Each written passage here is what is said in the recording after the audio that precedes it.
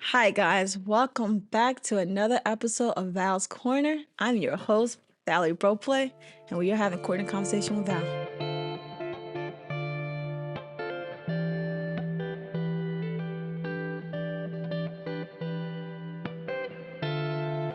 So, welcome back, guys. Last week's episode was fun. I'm not gonna say we got deep, we got personal, but that ended my testimony story.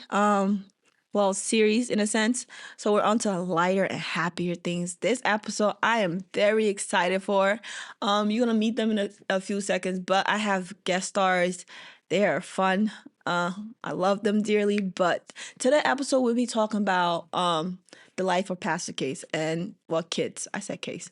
Life of pastor kids and how the struggles that come with that, the differences, and I actually have two, not just one PK. I have two PKs, and they're gonna tell you about how they both led different lives, but all met at the same destination. So I'm excited for this episode. We have some questions. It's gonna be conversational based. So today guests are very special to me. Not only are they family, but they're also my young adult leaders here at Hope Worship Center, and they always pour into me. And honestly, without them, Val's Corner wouldn't be happening. So let me introduce you to Miss Becca and Jeremiah Rodriguez. Welcome, guys. So, what's up? Hey. You guys are in the chair, corner conversation with Val. You guys excited to, get to talking? Excited, honored. It's a privilege to be on something that's birthed out of you. So we're excited to get it going. Thank you. And guys, they're my faithful listener. I love 100%. love my leaders, love them. But so I just want to ask you guys a couple questions because as PKs, there are a lot of assumptions that come with you guys. Even before I got saved and got to know you guys, I know I had plenty of assumptions regarding your lives and regarding what you guys go through. So my first question would be, in what is one word you would describe your life as a PK? If you had to say one word. Well, pastor kid. Mine would be challenging. Okay. One word. I would say pressure. Okay. That's a good one. Why would you say it's challenging? Why would you say it's like you felt pressure?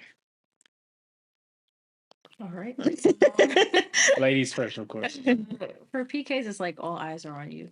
Okay. Like whatever you do is just out there for everyone to see. Any little mishap, any little mess up, and you're even challenged more because now your parents are not only your pastors, but they're your parents. So now we get hit with what could you have done better? Or you have to understand people are watching you. So now you have to be the bigger person, that type of stuff. So it could be, obviously it's for the good, for the better good, but it is very challenging. I definitely don't understand that. I have regular parents, y'all. I got regular parents. I could say sometimes I do have to act with accordance, but it's not as much pressure as they go through. And you, why is it pressure? I would say pressure in the sense of, to add on to her, it's more so that I think we kind of have this notion that pastor kids have to be perfect. Just because your parents are the pastors. So you have to follow that example. And, like inside you want to follow that example, but it's just not life. Yeah. You know what I mean? Like sometimes you have to build your own faith and that requires you going in your own pit. Kind of like you said in your last episode, sometimes you just throw yourself in the pit, right? When it comes to pressure, like sometimes if you're not ready for what that entails, like you'll run from it. Yeah. You'll run from it and you'll start acting out, start doing different things just because it's not something you asked for. But it's something that it's a calling over your life when it comes to having being a pastor's kid. So now you not only, it's from a leader's perspective, not only can you have to defend your parents. Yeah. You know what I mean? It's not about you. Yeah. It's about them. You know what I mean? Like, having that calling on their life. So we can't make them look bad. You know what I mean? So there's no wiggle room. There's no wiggle room to do nothing. It's like she said, like you can't have certain conversations, you can't make certain jokes, you can't do certain things. It feels like at first you can't be yourself. Yeah, I was gonna be my next. Yeah, it's like you can't be yourself. So it's just like, what does myself look like? Like, is this me or is this not me? Like, how do I fit in? Okay, that sounds challenging, y'all. I'm glad I'm PK because your girl was acting out. We was imagine if I was a pet. Oh, my parents would be disappointed in me if I was a PK. We would leave churches, but As PKs, would you guys say, was there sometimes you wanted to just relinquish the title in the sense like you did not want to be a pastor kid anymore? Did that feel like, was that ever like a choice? Like you could just leave being a PK? I would like to say I attempted. Okay. I What way? didn't necessarily say like. I mean, once you're a pastor's kid, you're a pastor's kid. Right. You know what I mean? There's no taking away from that. Like, it is what it is. You can't run from it. You're a pastor's kid. But like I said before, with the pressure, like you tempt to run away from it. It's like when God gives you a calling and you're just like, nah, I'm good. Like, you know what I mean? It's just like, like that's not me. Yeah. And like you also gotta remember, like, God sees everything, so He knows the end result. So when Jesus or God is speaking to you, He's speaking to you from the perspective of the end result. Yeah. So it's like, oh, you're this, and I'm just like, and I'm in a state where I'm just like, nah, no, you're wrong. Meanwhile, He's God. You know what I mean? So, I think for me, the way I tried to run away was my freshman year of college. I already made it from the jump. I didn't tell my parents this, but like I told God, I want nothing to do with you. Yeah. I'm good. This year is gonna be all about me, and see you later. Me. Yeah, me, and I'm a rocket, and it did not end well. It did not end well. So I mean, you can't run away from it. Yeah. Eventually, you're gonna find your way back. Either you could be the prodigal son, or you could just be the son that never left the house to begin with. Okay. You know what I mean? It's two different paths that, like you said before, leads to the same destination. Okay. So you were technically the prodigal son. You left. Yes. He left his father. I'm the black sheep, guys. Yes, He left. yes, sir. He left the house, but then he came back, y'all. But she's not the prodigal son. Yeah, no. Nah. So why didn't you flee like your brother? Like what made you? Yeah, the shade is crazy on House Corner. Why do you sound like Jeremiah? I don't know. Like growing up, I just saw too much to like flee from God. Like obviously, I went through my seasons where I had my highs, had my lows. I fell, but I just seen too much as far as what my parents experienced and their relationship with God. So even growing up, you hear like you can't get saved off your parents' prayers, your grandma's prayers, although they can help. So it came to a point where at a certain age, it's like, all right, I'm gonna do this. Like, let's just do it. Let's do it. But like, I don't know, like seeing my parents walk the way they did and just seeing God move way too much was just like, it would be like such a disappointing thing if I walked away after seeing all He's done. So that was my perspective though.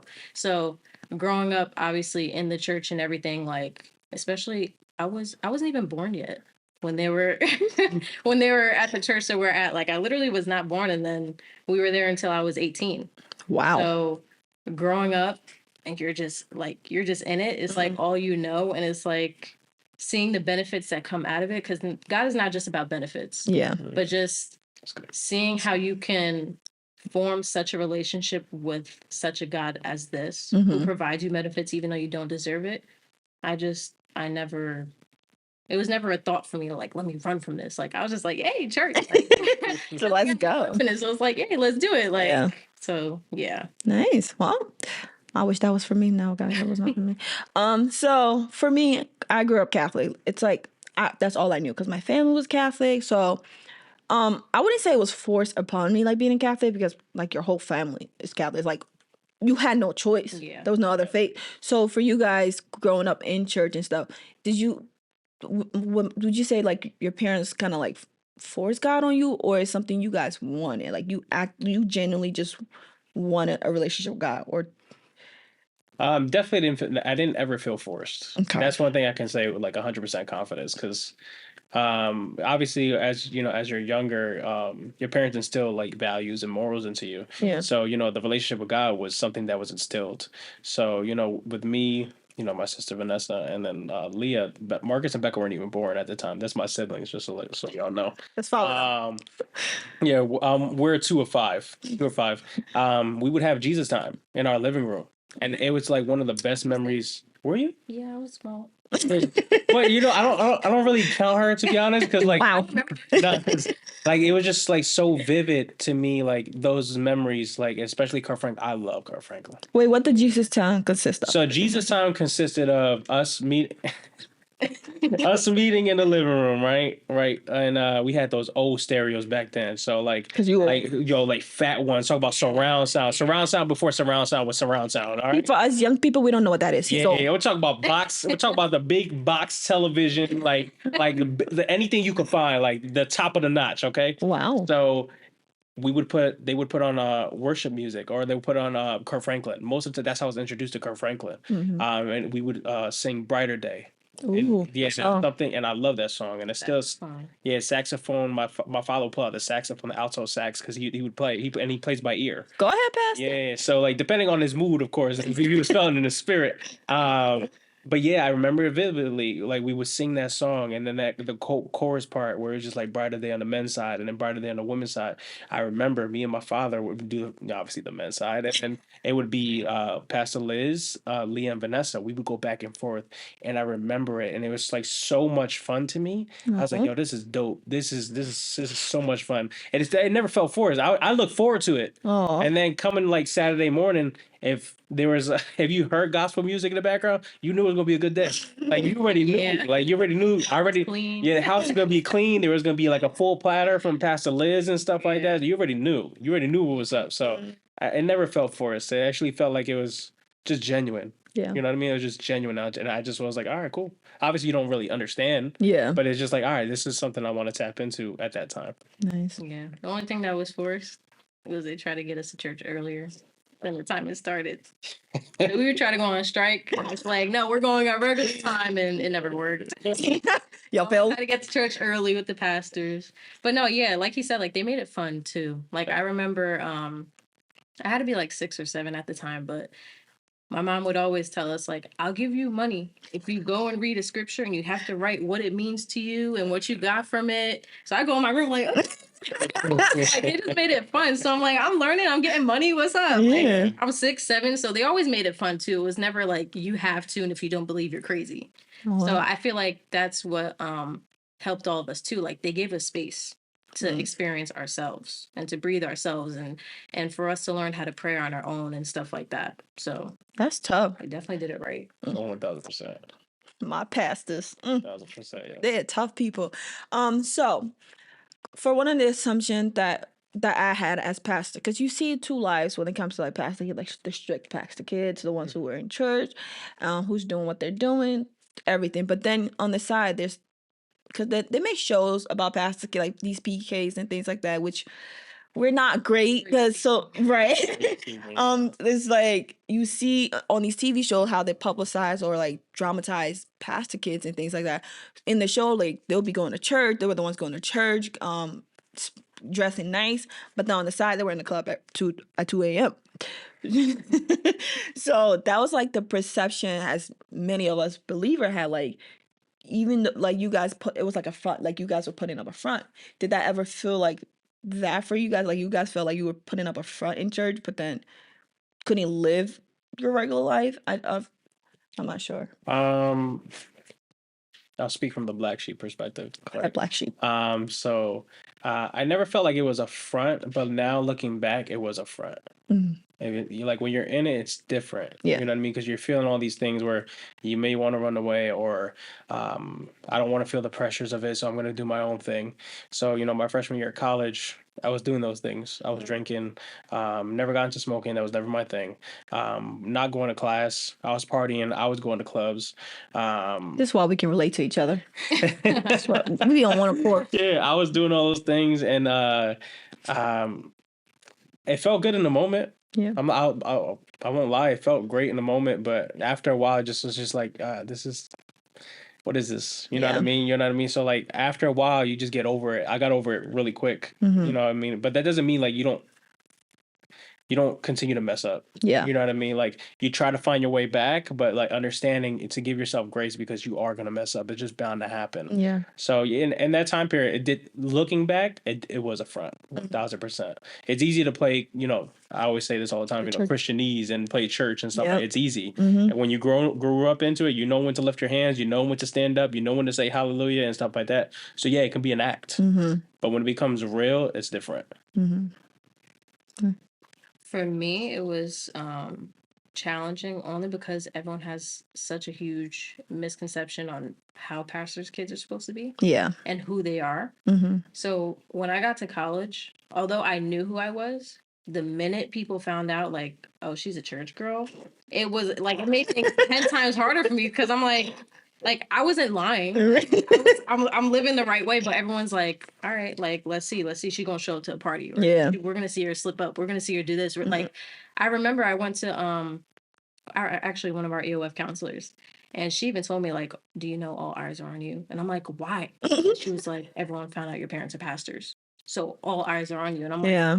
So what? I'm like, okay, so what? And she was like, you're not understanding. Like, people look at that as like, usually the PKs are the ones that like tweak and they go out and they do all this stuff. And like you said, like put on facades. So they're waiting for you to just put that guard down and like show them who you really are.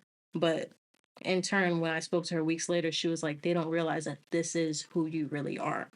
So because everyone had this terrible misconception, I've gotten, oh, she thinks she's perfect. She thinks that she's all that. She thinks she got her life together. Just look at her. Like, she doesn't go through things. Meanwhile, I'm sitting here like, just trying to make friends. Like, I just got to college. Like, help me. Help me. Help me. Help me. Like, what's happening? But yeah, that's like, it's crazy. Like, even that show that you were talking about, I watched it. And they were crazy.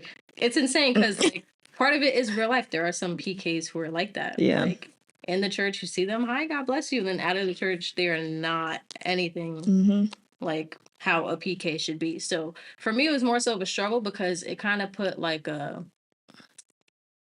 people had this goal. Like, I'll never forget. I was literally one night, it was my freshman year. I was walking to the calf. I was like, let me go get some food. I'm gonna go to sleep, whatever.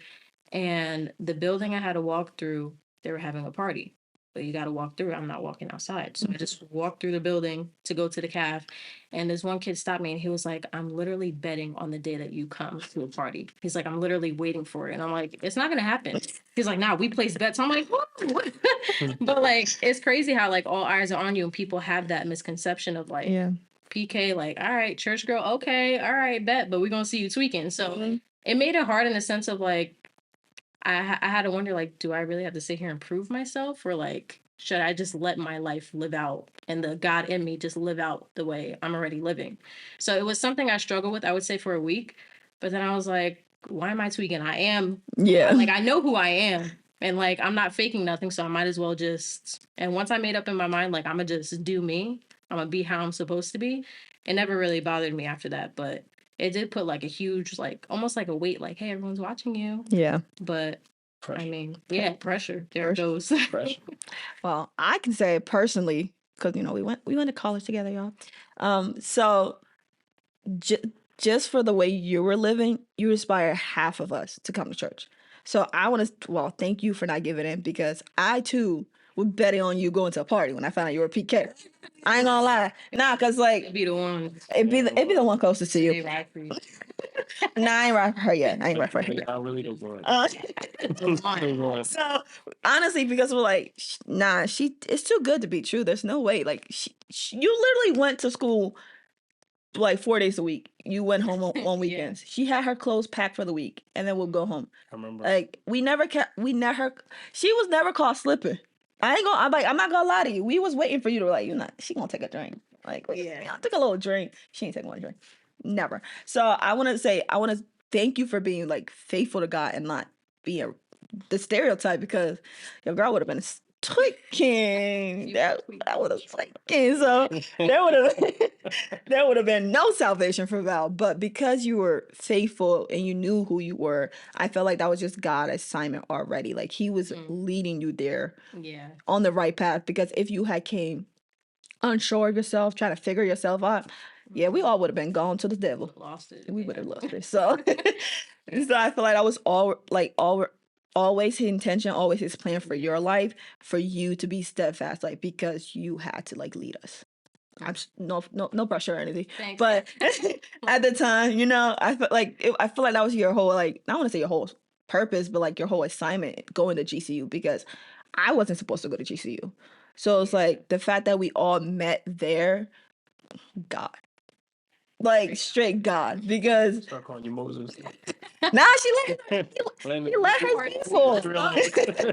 She led his people into the salvation. So I'm very grateful for the fact that the mindset you had, and you did not give in to the pressure or like all eyes, because we was watching.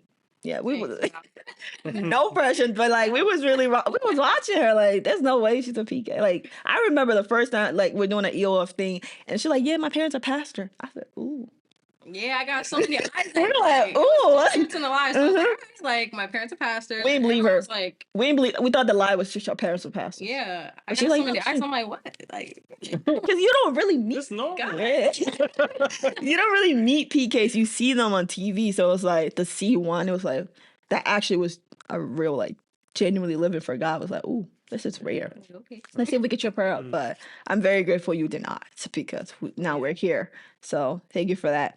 And I feel like also just the misconception with Christian as a whole, like, people think we don't struggle because we have God. Yeah. So it's like, I wish you knew.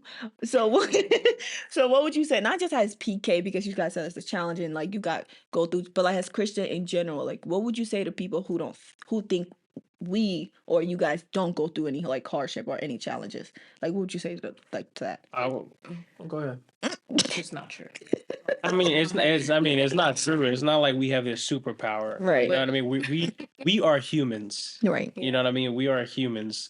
So at the end of the day, like, Christianity is just a title, Yeah. right? Anybody can say they're Christian. Anybody can say they're a Catholic. But if you practice it, that's what makes the title be upheld. That's If good. you're not living it, then it's just a title. Like, you're not.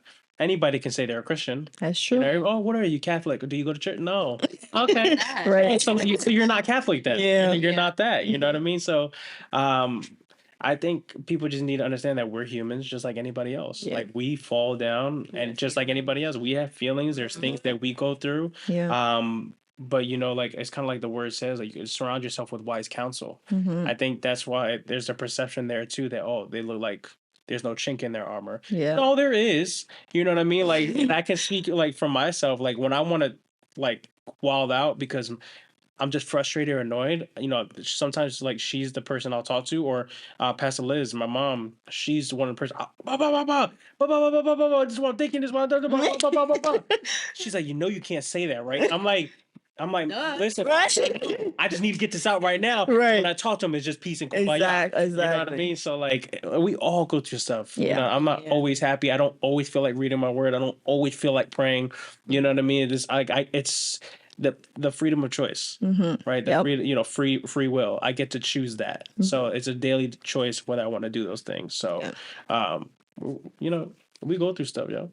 It's scripture. It's scripture. It's Bible. That man promised us pain Yeah. and struggle. So, like I was saying in our last episode, I feel like that's the bigger misconception with Christian things. It's like, just because you have God, like your life is perfect. No, it's like, I feel like because we have God, we're able to get through the challenges of life. That's how, like, I see it. It's like, though he promised us pain and struggle, like his only son died for us. So we're not escaped, but it's like, because we have him on our side, because he's guiding us, I feel like it's easier in a sense. Not like easy, because no challenge is easy, but I feel like it's easier because we have God, because we have something or someone to lean on to, like, give us that strength we need to keep pushing on.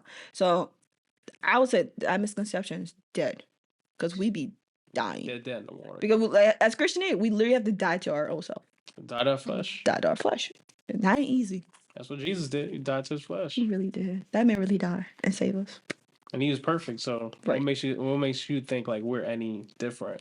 That's what I feel like. That's why I'm trying to like wrap my head around, like telling God to chill on me with the struggles. Nah, you really can't, because like, you know, he set the tone of what leadership look like, or like what it is to move in a certain different way, like being different from everybody else.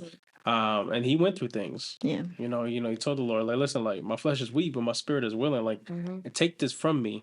You know what I mean? And at that point, he could have. You know, he understood, like, I have this assignment. Do I want to do this assignment? No, I want to quit. I want to quit right here, right now, because I'm carrying everybody's sin that I.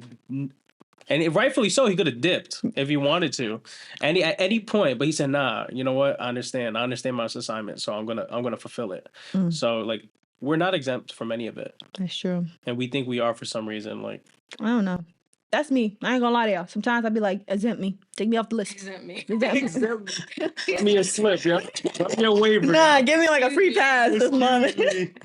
Please. Nah, Because nah. because sometimes it's like the challenges, sometimes, like you said, we do want to quit. Like sometimes we want to throw in the towel, like, I'm over this. But like Jesus, I feel like that's, as Christian, that's our motivation, to not quit, to not throw in the towel. Like, if he was like you said, if he was perfect and he did no sin, we over here sinning every day, thinking we're not about to carry something. So for me, that's one of the, sometimes the biggest struggle I go through, like reminding myself, like you guys said, it's not for you, it's for the next person. Even that's hard though. That's what I'm saying. Like, why Dang. do I gotta go through something? Yeah. Especially when you're going through it. Yeah. Oh my God. It's stressful. When you're in the middle of it. Because you don't want to hear none of that. No. You don't want to hear any of that. You don't want to hear nothing. You don't want to hear from your parents. You don't want to hear from your siblings. You want to hear nothing. You just want to be by yourself and be like, this is what I'm going through. Yeah. Like, it is what it is. It is what it is. Like, I ain't going any further than this. You know what I mean? Like, so that's what that is. So what keeps you guys going every day? Because as leaders, you guys have, I feel like, not only are you guys pastor kids, like you guys are also leaders within your church. So how do you guys handle all that pressure to like still keep doing God's work? Like to keep being who you are, like being who you are, but also accepting these challenges. Like how do you guys handle it? I honestly find it fun. Believe it or not. That's deep. Yeah, you know. You asked the Jeremiah back then, I would have a different answer. But this time around, it's different. When you know who you are, Yeah. especially when you know who you are. I think that's the most important thing, is knowing who you are first, Mm-hmm. and understanding who God says you are, and coming into alignment with that. Because when you can do that, then you have the impact to help influence everybody in such a way that it's just easy. It's effortless. Like it doesn't require much from you, because you know who you are. You're in that communion. Yeah. But yeah, I find it fun, right? So I love leadership. I love the topic of leadership, and we understand that leadership is nothing but influence, nothing more, nothing less. Yeah. So being able to influence others, and you and I have spoke about this. Being able to influence others and impact people in a way that is just like, when they come back, it's like, you said X, Y, and Z, and this helped me through this. Yeah. And sometimes you never knew that impacted them that way, because sometimes they don't give you that feedback right away. Yeah. Sometimes you'll hear like months later on, or like a weeks later on, like, I was going through a certain thing and you said something that stuck out to me, and blah, blah, blah, blah. I'm like, oh, wow. Because as a leader, sometimes you're preaching something or you're teaching something, just like, I wonder if I hit or not. Mm-hmm. I wonder if they understood. I wonder if I conveyed my message the way, God intended me to. So, like, coming into like challenges and stuff like that, I find it fun, because not only do I get to do them, I get to do them alongside, my siblings. I get to do it alongside my parents, but also the leaders of the church, praying that all our hearts are on one accord. So it makes it fun, because it's like, it's yours. Mm-hmm. It's not yours, but it's yours. Yeah. Kind of like your podcast, right? Like, Yeah. this is yours. This is your baby, right? Mm-hmm. Like our church, like, we love our church, and that's our baby. Like, we want to protect it at all costs. We want the kingdom to thrive at all costs. Yeah. And stuff like that. So that's the rewarding part of it. Is it a pain? Sure. Does it require more effort? Sure. Does it require us sacrificing our time, sacrificing, all the, Monday through Friday sometimes? Yeah, it does. But it's so rewarding. It's so rewarding just to bless other people and then just tackle it head on. Mm-hmm. That's good. Yeah. And it just makes you feel good. Not in a sense of like, ooh, I did something, but feel good in the sense of like, wow, God can continue to use me. Mm-hmm. So for me, what keeps me going is whenever I feel like I'm falling or straying away, or I feel like I'm stuck, I feel less than. I feel like I'm forgetting who I am. And that's obviously a place no one wants to be in. Yeah. So when I feel like, wait, I'm not feeling myself, that's like what encourages me. All right, I need to get back. Yeah. Because once you get back and you're like, wait, I know who I am, that's like, that gives you enough energy to do whatever you want in the world. Like, Yep. yeah, I can go out there and minister. So I feel like God's going to use me. God's going to. So, like, that's something that keeps me pushing, because I noticed the minute I start to become inconsistent, I'm like, wait, I don't even like the way I feel. Yeah. And then I start, like, you start looking at things differently. And you're like, wait a minute. Like, this is not me. Yeah. Type thing. Like, this is not how God was having me operate just then. Yeah. And then when you look at, okay, how you're doing when you fall compared to how you're doing when, like, you're on track with God, it's like, I liked how I felt over here 10 times better. So that's kind of what encourages me. And it's even what he said, like, the influence on people. And sometimes you don't realize it, because sometimes it could feel like working for God with, when are we going to see the results? But like, even as something as small as, I was sharing with Val yesterday, a high school friend randomly hit me up. What was this, Wednesday? I think. Wednesday, yeah. Randomly, like, hey, I'm going through some things. I need some guidance. I would love to start going to church. And that, like, just within itself meant the world to me, because I'm like, I haven't seen her in years. She used to come to our church. Like, oh, and she was like, yeah, I need guidance. Like, I need some advice. Da da da. Like, can you point me in the right direction? What time do you guys start? I'm like, you see my post? Like, this is good. Like, it's just, it's rewarding. Like he said, like, it's like, it does something. Yeah. Although you may post a flyer, you may feel like, all right, people see it, they just go on about their day. But sometimes it's impacting people without you even realizing it's impacting people. And that's happened even in the past of, hey, I realize you posted whatever about God, but can I ask you a question? Like, even something as small as that is like the world. Yeah. Because it's like, wow, like, just through a post, God can really just use you or even impact a person. So just with leadership, even though sometimes it can feel like working, just seeing, and it's not even like seeing the results in the worldly view, but like just seeing how God moves within your work. Yeah. Is like, that in itself is a reward.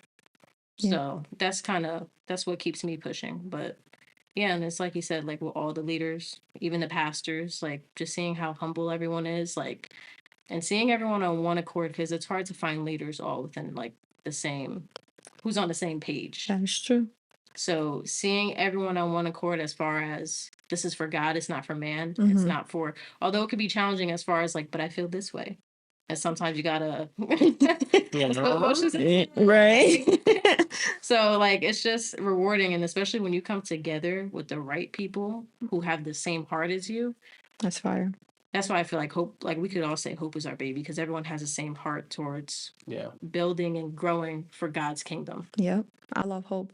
That's great that you said that, because like with me in this podcast, I was just telling Jerry that sometimes you feel like you're not reaching people, like like doing God's with, like, God, you put this on my heart, this is my passion, this is not, like, I'm doing what you told me to do, but like I'm not seeing results or things like that. So even if it's just like one person coming back to you like, hey, like you really impacted me, like those little things, it's not like boasting in a way, but like you said, it feels good. It's like, it's like God in a sense of smiling down on you. Like you feel like you did God's work. Like you reached someone, even if like you don't, because sometimes you don't think you're reaching anyone. You don't think anyone's watching you or anything like that.